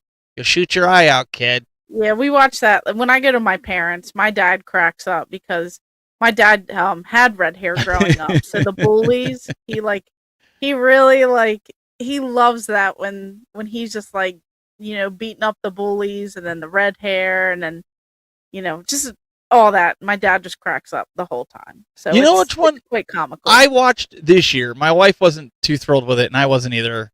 Was Bad Santa. Like I thought it was going to be more hilarious. Yeah. I thought it was going to be more funny than what it was, but it was more raunchy than it was. Like, it was even borderline. Like I wouldn't have even said it was a Christmas movie, but like that kind of bummed me out. It really did because I was sitting there and I'm going, okay, Bad Santa. Like this guy's gonna be like the modern day Grinch, right? That was my expectation of the movie, right? Like he was gonna go in there and like rob people. No, that's not what happened. I would think that, like, if from like outside, like not knowing. Yeah, I didn't know what it was. I didn't know what it was about. But of course, like the Grinch is always a great one. Like if that's on, I'm not gonna change it. And then, Santa Claus, like all those ones that they did. I mean, just all those childhood ones that I grew up watching. Like those will always have a special place. Like I will always. Yeah. I'll always watch that stuff. Yeah. He's like, I'm also a terrible human being. There's a lot of really good Christmas movies out there. That's one of the reasons, like I said, I know tomorrow night, I know for a fact that's what I'm going to be doing. But I do have a quick story that does not involve, this is the tech side of me, okay? So those of you guys, you'll have to appreciate this. But before I do that, I just got a text. Somebody was caught eating sugar in the kitchen instead of making the cookies. Right there. That's why I don't have any cookies. I don't know what's going on. This is my oldest, my 17-year-old. She was caught spoon feeding and eating the sugar out of the bowl. I don't know. I think someone's gonna have to be fired. I think somebody's gonna. Yeah, we're gonna have to drop. Yeah, that's not good. All right. So my tech story. We got to talk about this for a second. Yeah. Okay. Brandy knows a little bit about it. So on Monday, I usually start work about 7:30. I get up. Well, I shouldn't say I start work. I start work at 8, but I get up at 7:30. I start moving. Start checking emails and stuff like that. Well, I started looking at my notifications, Brandy, on my phone, and I started getting these notifications that I just bought a $2,000 gaming laptop on Amazon. Not one, but two of them. Why not? Well, and then shortly after that, my blood pressure starts going up, and I start seeing these Ray-Ban glasses coming in, like the new ones that are $300 that have like the cameras and crap in them. Oh, geez. And 3 pairs of them came in. So I'm frantically going on Amazon, and I'm canceling the order, and trying to get rid of the order for those. Fair. So I ended up canceling the laptops.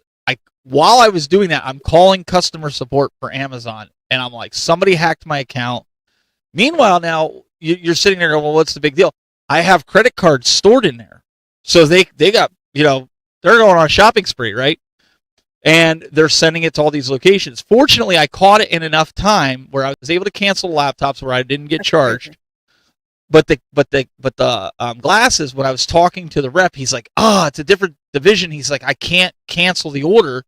But what I can do is, he said, I can cancel the payments, and he said, I could change the shipping address, and we can get everything shipped to your house, and then you just ship it back to us. And I was like, this guy's being totally cool, because now he has to trust that I'm going to ship it back, which, of course, I'm going to ship it back. Like, you didn't even order it. I didn't even want the stuff. Even if he told me I could keep it, I'm the type of guy, I'm going to ship it back, because, this is it's one of those things. But so they got delivered to my house. So cool. We stuck it to the scammer. The scammer didn't get the glasses or the laptop.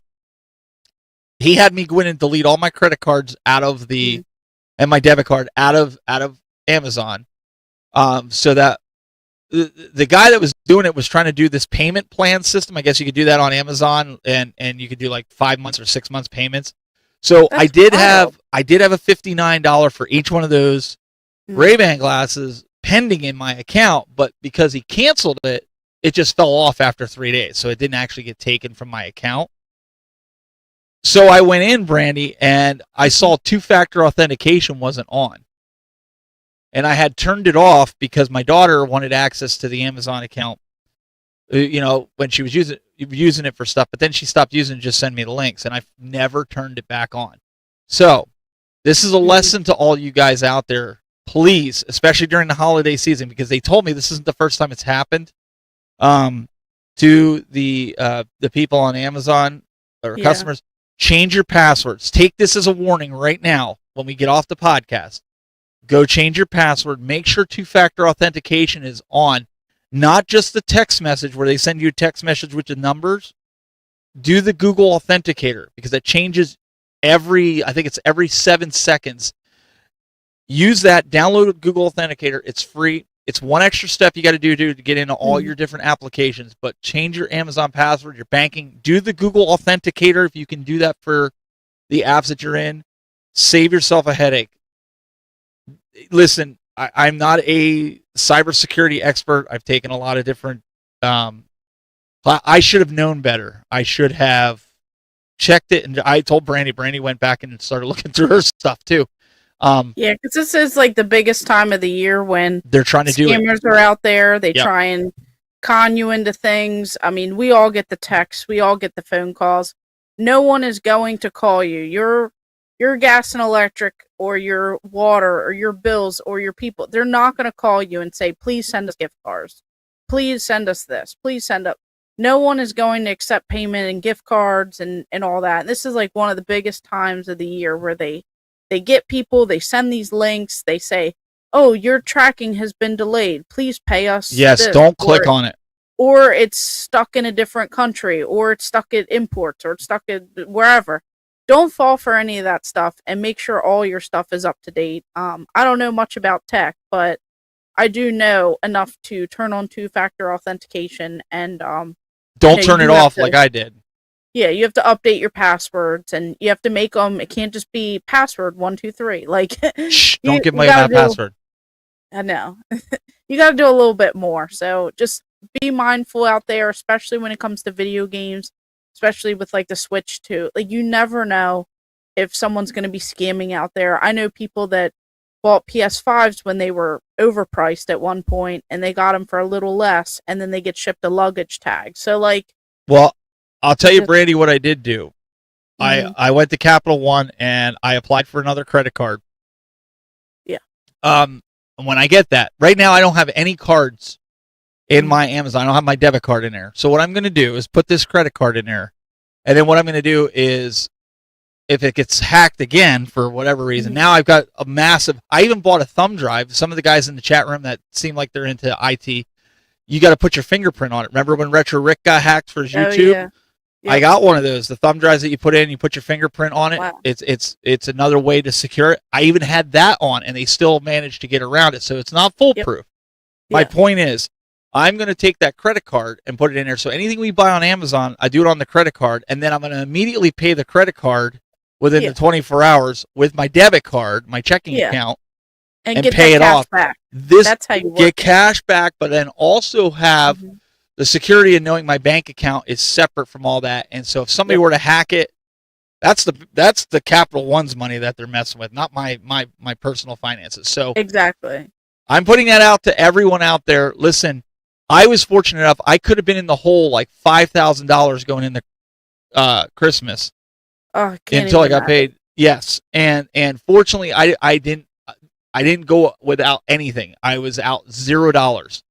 The $59 dropped off within 48 hours. It was just pending. It didn't actually post to my account. It was pending. So they all fell off. I took back the glasses today, and it showed. I actually got a call from the rep over at Amazon. He said, "Hey, I saw that you took the glasses back. Thank you so much." I said, "Thank you for trusting me, knowing that you weren't going to take my money, and then I was going to give you the glasses back, because I didn't want them.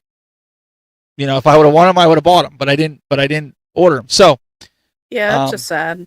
And also, I knew someone said you could have checked where it was shipped to. There's so many Amazon hubs that are like in the Dollar Tree or in a shopping center or in somewhere. So like you can't always guarantee that it's going to someone's house. And so many people will send it to vacant homes as well. So like there's so many ways around the system where it's not like it's a clear slam dunk. They're not using the real name most of the time. They're not using the real address.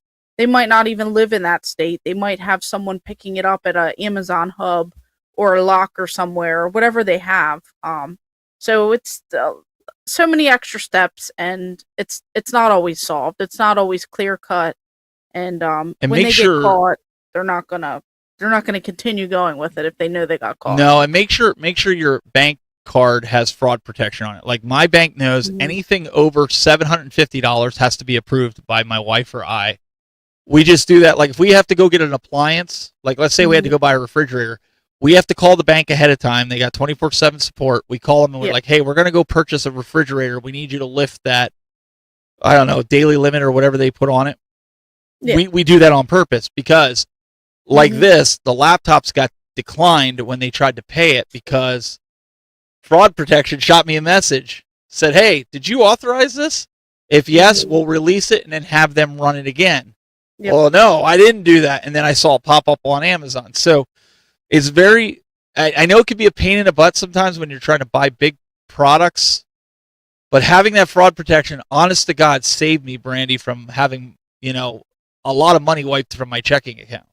That's insane. That's like terrifying, pretty much. It really is. Like you knew I was kind of like, oh my, I was like, it was a nightmare. But I went around to everything, and you know what? I found my one Google account that I don't use often, but it is tied to my YouTube.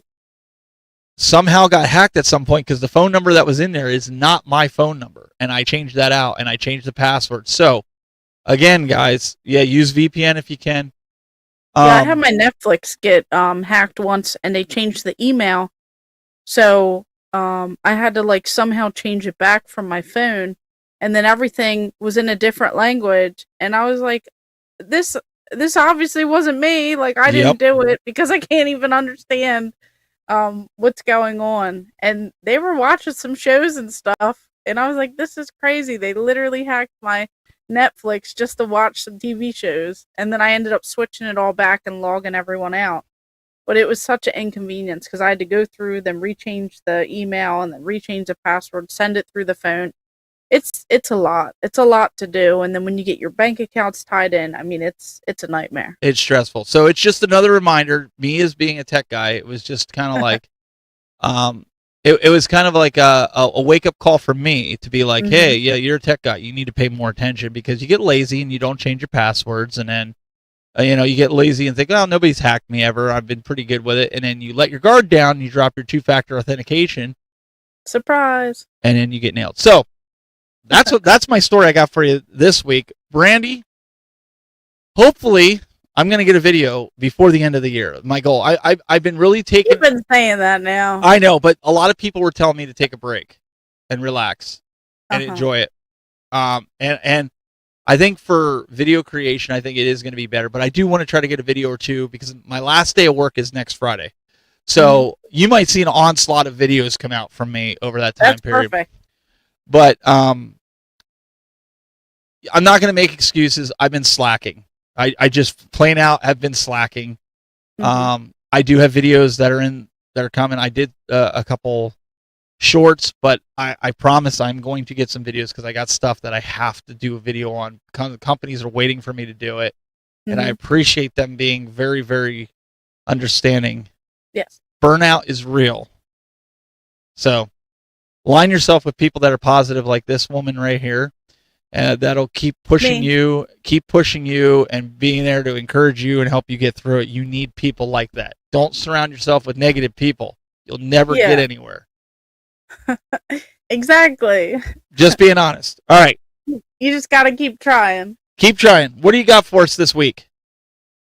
I got these fun little things. So I didn't bring any of the video game stuff up, but I did order these. She got a bunch of... I'm going to eat my cookies while you're showing. Oh, look at that. They're Xbox Crocs. You can literally, I don't know if it really helps with anything, but they look, they look like the controller, like they just like mounted some controller buttons on the Crocs. So yeah, I did order those. I don't even know if I want to wear them now. They look too nice to want to wear, but pretty much this week I'll be putting out that Vectrex video at some point. I'll get that out. I have quite a few other games that I just got in, some Nintendo Switch games. I went a little crazy on Black Friday. I bought all kinds of stuff on sale. And did you do that thing from GameStop where you could trade in anything? No, I didn't. The 25 days of Christmas giveaways were a little wild this year. So I got all that stuff under control, and I've already mailed out like 9 of the packages because we're on day 10 currently. So every day is a new video, a new entry to just comment on one of the videos on the socials, and you get a chance to win those items. I just reach out, say, hey, where do you want me to send it to? I don't ask for anything in return, and I just go to the post office, I pay for it, get it shipped out. It'll have Game Masters like pins and stickers. It'll have Gamer Aimer pins and stickers, and then it'll also have the gifts in it that the day, those items. And that's what I've been doing. So for the first 25 days of this month, Christmas up till Christmas. Oh, you have Crocs? Yeah, I haven't worn these. Oh, cool. Do you know what they are? Does anybody know what they are? It's like a backpack? It's a video game. It's Fortnite. It's Fortnite. It took you long enough to figure that out. I figured it had to be something like Fortnite. I figured it had to be Fortnite related. I got my son these for Christmas. No. Last year, they were missing the backpack. Oh, they had all these other things on it. They missed the backpack. I'm just bringing this up because you showed them. So I called them and I said, my son's missing. Can you send the backpack? The lady's like, oh no, it's all combined. Like we can't. She says, I'll tell you what I'm going to do. I'm going to send you a whole nother pair, and then we're going to send you an extra pair for your troubles. So I ended up getting. Wow. So my son has ones that he just wears without the backpack, and then he has one like this that is unused. And then I have ones that are unused that we just keep them in there because anytime Fortnite comes out with something like this, it's always worth a ton of money. And I thought, well, if it gets to the point, because I'm a dirty reseller, that these are worth a couple $100, maybe I can sell them for a video game. But these are actual Crocs, just like yours were. Yeah, the Xbox ones, they sold out. And I saw that people were selling them for like 2-3 times the price. Like, it's crazy what people do. for money. Yeah, It's wild. those Crocs right now. I know the Fortnite ones are for almost $300. I think they're Jeez. going for, and I only paid like 75 or 80 for them. Yeah, I think last I had year. like a coupon. I got them. This is So on sale too for Black Friday, I think. But yeah, what do you guys want to see next week? People were somebody had asking asked. I was going to say somebody asked earlier. What do we know what the topic's going to be next week? We have a bunch of different topics that you guys had suggested, Brandy. I don't know if you have them written down in front of you, but we usually post it out on what, Monday? Yeah, we usually post this out what week our was a topic's little going to be. late, but this week was yesterday. But typically, I try to get it Monday, and then if there is a question associated, like this one, we didn't really have it as a community question because it kind of sounded a little like dark and gloom. But Yeah, we if didn't it's want it to something be. like weird controllers, I try to get it out, before the weekend or during the weekend. So we'll have to see if you guys just drop some topics in the chat. I'll go ahead and take a picture of all that. That way, I can have those saved and add them to our list. Yes, because But next we'll week have to go through. Next week is our pre-Christmas show. It's going to be the last show until the new year, our last live show. Wow. Now, Brandy, we do have recorded shows that we're going to be showing at the same time. So if you're subscribed to our YouTube channel, even though it's Christmas, you're driving to grandma's house or you're driving to the in-laws, or let's say you can't stand to be at your in-laws and you're like, this just is terrible. It's Christmas Eve. It's Wednesday night. I wish the podcast was on because I need my fix. We need the intervention. Guess what? It'll still be there at 8 o'clock. You'll be able to watch it. It'll just be a recorded version of an episode that you didn't see. And then the same thing with New Year's Eve. You'll have it as well. So, Christmas themed games. We'll have to think of something kind of Christmassy. I might even have bust out my Tech Buzz Santa hat and wear it next week. Yeah. We'll see. Or even if that's like a little segment during it. It depends on how it depends on how much we could go there, because how many that might be games we played. niche and promo items, or niches Like- in promo items. Yeah. Or like games we played with friends and I family like during that. holidays. I like that. Yeah, because like we all got, or most of us, I would hope, you usually get your gifts for birthdays or holidays, or at least that's how it was for here. I mean, I know not everyone is lucky enough, for that, but I feel like Christmas typically is the time where people get those systems. We could talk about all of our memories of what systems we got. We could reminisce a little, some of our favorite games. If you guys had any favorite Christmas moments as a kid, whether it was unboxing something, send in a video. Your biggest memory. Those. Yes. Yes. Bring in our bring in your best memory from Christmas, what you remember waking up to on a Christmas morning and what you opened up. Brandy, really quick question from Chason. He says, any Switch kiosk needs, or are you complete? I think it's pretty good. I got an artwork thing from him. And then I ended up buying the other one to like make one, for the thing that goes below it.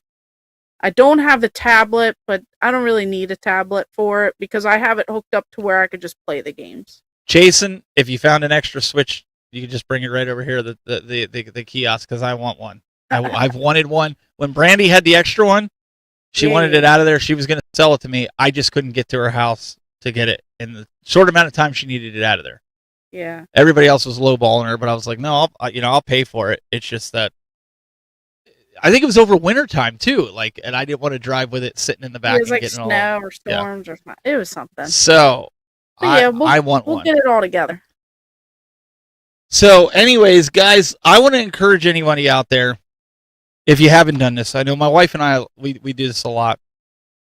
You have a lot of creators out there. A lot of you guys have been generous and you give super chats out to the creators, or you give a donation to the creators. I want to encourage you, instead of doing that over the next couple of weeks, look for a kid in need out there and donate to somebody that is, whether it's a stream out there, one of your favorite streamers that are donating to children's hospitals, or look for a children's hospital that's looking for it and let them have a good Christmas. See what you can do there. Yeah. Help the kids out. Make this time of the year a little bit more special for everyone. that's all we can hope for. That's why Brandy does the 25 days of Christmas and drives herself nuts every year. I love it though, because a lot of I times know. people say that the kids are getting it. It's not always like the rich collector. It's a lot of the times like you could tell it's going to someone whose kid is going to really appreciate it. And then people send me picture updates like they loved it when they opened it up, Christmas Day, or you really you made an impact. And, I love that stuff. Like, I want to give back more. If I could give back even more, I would. Like, so, like, I never know what the future's going to hold. Maybe I'll go bigger and better you never know. Yeah, you never know. Shout out to our buddy there, Mr. Neo Ness, Elliot. Him and his buddy, Zelda Hat Guy, they started their new podcast. I got to listen to it the other night because I was still, watching the little rascal. She was running around. They were doing a test. If you haven't, go check out it on their channel. I believe in the next coming months. Correct me if I'm wrong, Elliot. I think it's February. You said you're going to start your podcast. Fair enough. Put it in the chat room what days you're going to do it, so people can tune in here that want to check it out. Maybe we'll find out the next tattoo he's going to get at the next year's conventions. But yeah. No, I was busting Brandy's chops. Somebody actually messaged me, Brandy, after I did that when I said I didn't win, and they were like, "How dare you? You're a content creator and you're asking." I was like, "No, it was a joke, dude. That's why I put LOL." My mom comments every time, and she's like, "Still waiting." All that. Obviously, I'm not going to pick my mom, but I think everyone just likes making jokes, and they like. That's all it is. I'm not being serious. I would hope if Brandy picked my name, she's already said it, she would repick. I've already done that to a couple people. She probably would tell me and rub it in my face. Look, it came up with your name 3 times. No, she would do that, and I'd be okay with it because I want a kid to win. Because if it's something I wanted bad enough, I would buy it off of Brandy. I'd be like, "Hey, can you keep that?" And I buy this off of you, and then you take that money and buy another. So I would do that. So. No, I mean that's like the thing. Like I really just hope that it's going to like a family or someone or kids or something like that. I mean, obviously it can go to anyone, but I hope whoever gets the items appreciates the stuff and they're not just reselling it, because I also have seen people win and then I see them set up at conventions and they're selling those items. And I mean, it is what it is. They won the stuff. Yeah, you could do what they want, but at the same time, like I kind of hope that it goes to more of like the families of the people that are appreciating, and maybe they, maybe they don't have the items or whatever. Maybe they don't have the money. I mean, that's I mean, it comes down to that. Ideally that would be nice, and I just hope one day I can get a little bit better and I can give even more away and just do all that, and that's ideally what it's like. And I'm trying to lighten the load a little bit for some people because I know how stressful the holidays are. Everyone thinks that they're a magical time, but for a lot of families, it's not. You struggle. It's a financial struggle. It's a lot of hectic. If you're raising a family and stuff, you got to find time to go out and go shopping where they don't know. Then there's a lot that goes on during the holidays, and then you have unexpected things with your cars, with your houses, with your this, with bills. I mean, I completely understand. So it's, just want to give a little bit back, give a little bit more, help out. And if I could do more one day, I really hope I can do a lot more. Well, good. You can help me here, okay? Because I'm running into a problem here. I'm running out of room in here to put stuff. You're fine. You have a bathroom. You can put it all in the bathtub. Where am I supposed to put some of this stuff? Like, I'm literally like wall to the ceiling to the floor. You're fine. I see plenty of room. Where? Like I can't even put any more shelves in the console room. Like I'm to the point where I think I just need to like sell the arcades and. I see the wood. There you have. Plenty you see of the room. wood? Oh, you're saying like up on the walls there? Yeah, there's plenty of space. Like what? So I wasn't kidding. I wanted to show everybody. Like this is how much of a funk I've been in. The day that I showed these guys on the live stream, I showed that I had gotten these. All that, it's still sitting there. Look where it's at. From the day we did the show, I moved them back over here because this is my staging area to get ready for a video. And look where it's been for almost 2.5 weeks. You'll get there. We'll get that So Yeah. I'm just saying, like, it's real. It's like, no, you're not getting. Oh, so the Pac-Man. So let's talk about that Pac-Man real quick. Do we have time? We make our own time. Okay, so I got that at Five Below. If you guys got a Five Below near you, Yeah. I bought. I have one of those arcade one up claw machines. I do it for the kids when they come over here that don't like playing video games, and my little one. I actually have one of these. I have two of them, Nice. the Pac-Mans. But you can get this somehow. Five Below has some kind of deal with the official Pac-Man with Namco, and so you can get like official Pac-Man merchandise from Five Below. But maybe I'll do a giveaway with the extra one I have, because I've got a bunch of Squishmallows and stuff too. Nice. Yeah, just fun little things to spruce it on up. No, I think you have plenty of time, plenty of space. You'll be able to get those videos done. People will get to see it. Yeah, go into Five Below. I just wanted to share that since people were asking about it. Like, yeah, I think I only paid like $5 or $6 for it. Yeah, I think it's like $6 or $7. It's went not up. $5. Yeah, it's not $5. They went up. But they have like $25 items now. Everything's going up. So I don't remember if it was originally $8 and then they had it on sale for like $6.99 or something like. But go in there. They have Pac-Man. They don't have the Ghosts. They just have that, and then they have a few other Pac-Man items. But favorite ornaments, really quick, and then we gotta wrap this. we could always bring that into next week's segment. Yeah, there we when go. We're talking about our Christmas memories. We could talk about Favorite ornaments, decorating our trees, and then some of these are my childhood ones. So maybe I'll get into that a little bit more. Nice. And a lot of these are vintage up here. So and I would just like to say, I didn't get scammed, and I got my money back from that Spain company that had. Yeah. I did. I got my money back from it. It was $60. It wasn't 30. I thought it was 30. It was 60. These old farts getting scammed over here. Nope. I didn't get scammed. They gave me my money back, and they told me we shipped it out. I might get it in February, and they're like, you can keep it. I'm like, so now I got to keep it another 9 months before I can use it again. But there's supposed to be video game ornaments for every day of 25 days of Christmas. So, anyways, Very nice. yeah, that's what he says he's intended. All right, so you've got Perfect. a video coming up this week at all? Yeah, it should be the Vectrex one of the game that I played this week. I'll be doing that. I also bought.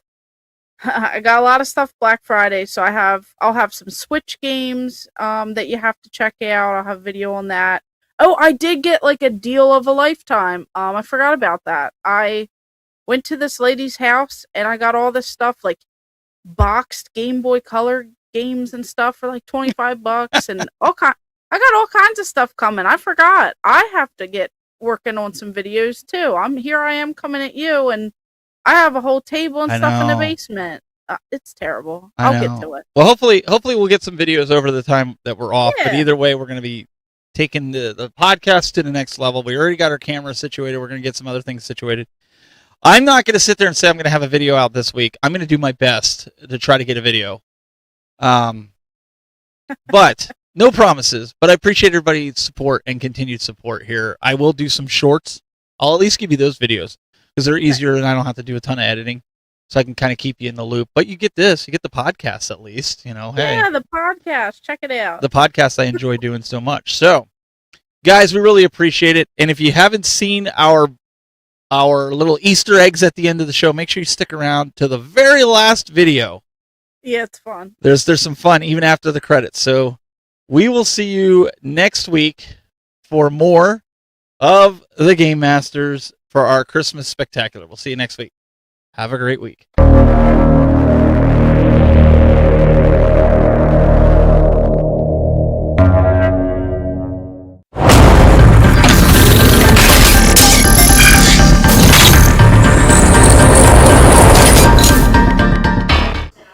Oh, that was a good show. That was a long show.